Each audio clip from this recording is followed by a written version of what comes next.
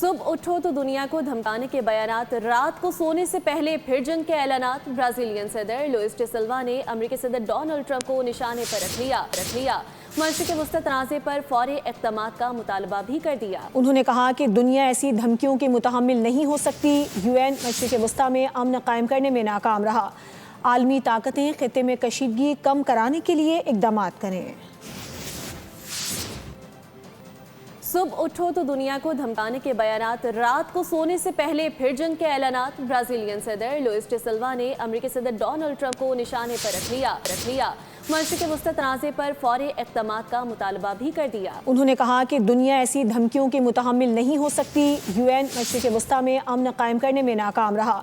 عالمی طاقتیں خطے میں کشیدگی کم کرانے کے لیے اقدامات کریں۔ صبح اٹھو تو دنیا کو دھمکانے کے بیانات، رات کو سونے سے پہلے پھر جنگ کے اعلانات۔ برازیلین صدر لوئس ڈی سلوا نے امریکی صدر ڈونلڈ ٹرمپ کو نشانے پر رکھ لیا۔ مشرق وسطی تنازع پر فوری اقدامات کا مطالبہ بھی کر دیا۔ انہوں نے کہا کہ دنیا ایسی دھمکیوں کے متحمل نہیں ہو سکتی۔ UN مشرق وسطی میں امن قائم کرنے میں ناکام رہا۔ عالمی طاقتیں خطے میں کشیدگی کم کرانے کے لیے اقدامات کریں۔